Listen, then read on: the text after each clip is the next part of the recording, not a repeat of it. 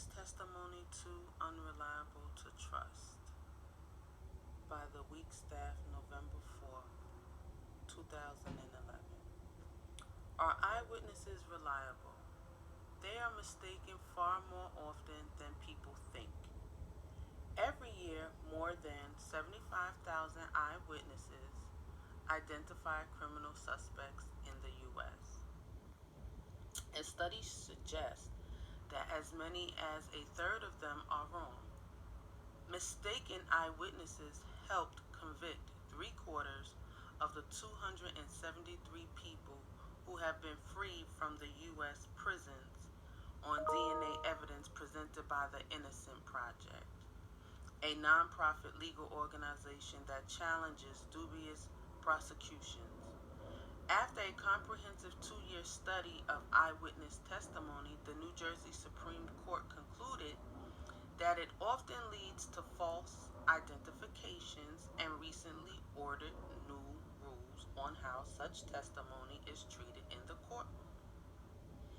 Other states are moving in the same direction, and this week, the U.S. Supreme Court will hear a case that may result in the first federal clarification on the use of eyewitnesses in 34 years.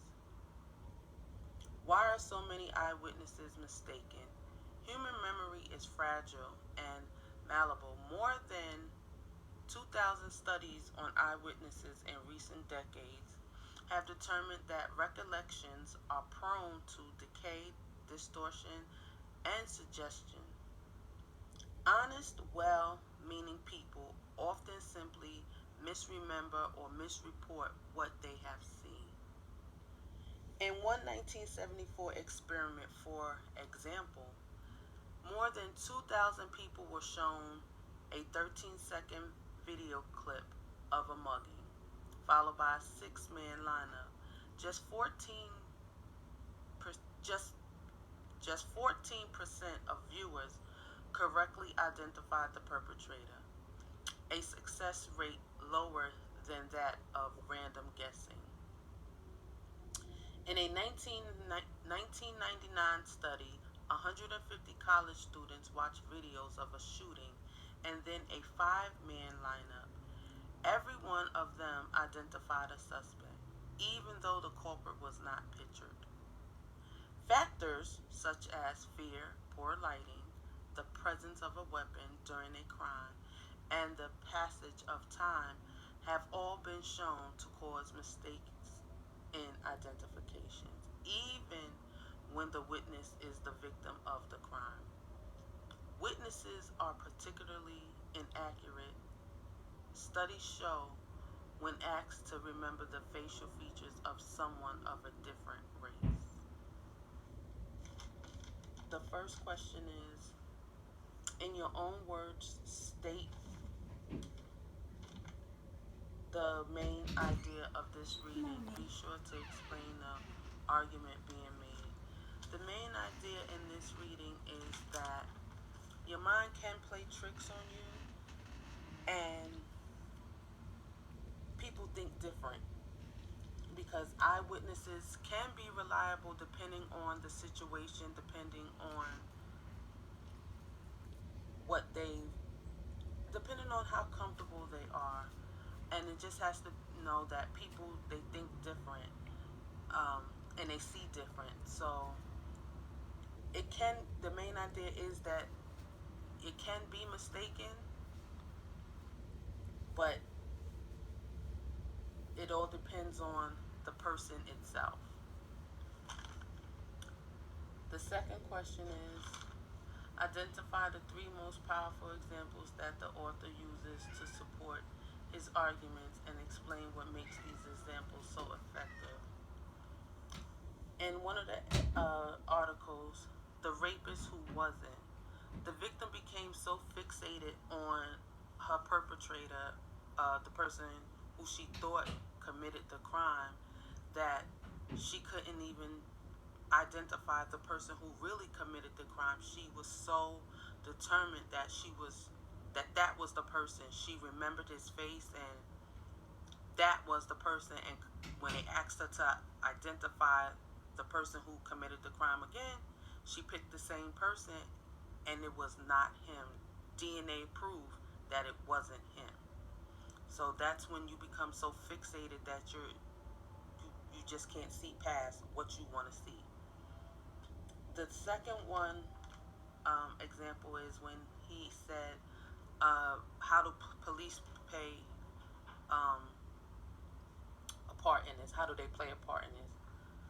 Police sometimes can mess up their own investigations by wanting to get the culprit so bad that lead the witness into they'll lead the witness into picking the perpetrator, and the witness probably doesn't even know or had even seen that person. So it can be the manipulation and fear of an officer who will make a person say that they saw this crime being committed and they really didn't see the person who was committing the crime. The third one is the college students who watched the video, and although they all picked someone, they didn't pick the correct person because that person wasn't pictured. So that goes into saying that people are wanting to be just correct. People just want to not deal with the situation because of it doesn't particularly pertain to them. Um, and it's just them wanting to get it done and over with, or just really wanting to be correct. The third one is, do you agree with the author's message? Why or why not? Be sure to explain using evidence from the reading. I do agree with the message, but I would like to have a more in-depth theory on, or his thesis on how an eyewitness has been in a real live situation by talking to someone who's really been an eyewitness, and how did that person feel from the beginning of telling their story to the end, the atmosphere that they were in while telling their version of the story, what really made them come forward to say that they saw it, what do they stand for, where did they come from, because it says here that he said it in there. He said witnesses are particularly inaccurate. Studies show when asked to remember the facial features of someone of a different race. So that in itself is, again, knowing knowing the eyewitness background and where they came from. Well, it plays a part in how they see things and how they think, which goes back to my first answer in question one. People think different, they see different, and it all depends on many different reasons why eyewitnesses can be eyewitnesses can sometimes be mistaken. Sorry, excuse me. Question 4. Reflecting on this assessment and on your reading ability in general, please describe what you see as your biggest strengths and weaknesses as a reader. Give specific examples from your life to support your response. For example, you could share what you enjoy about reading and as well as what struggles you face while reading.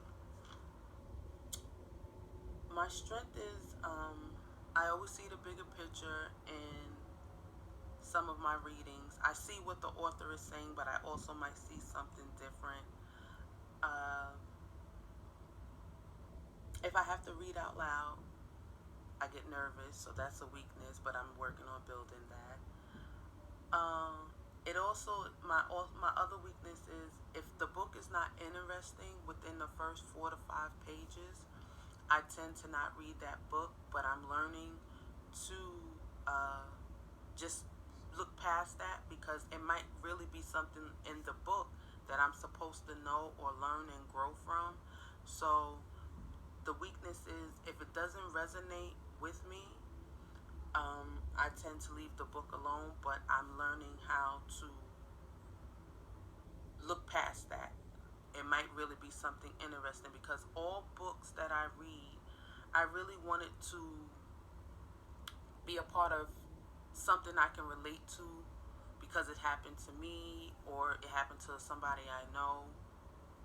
And it's just good literature to pass on, and it'll actually be beneficial for me in the long run because I'm sharing this new gained knowledge with other people.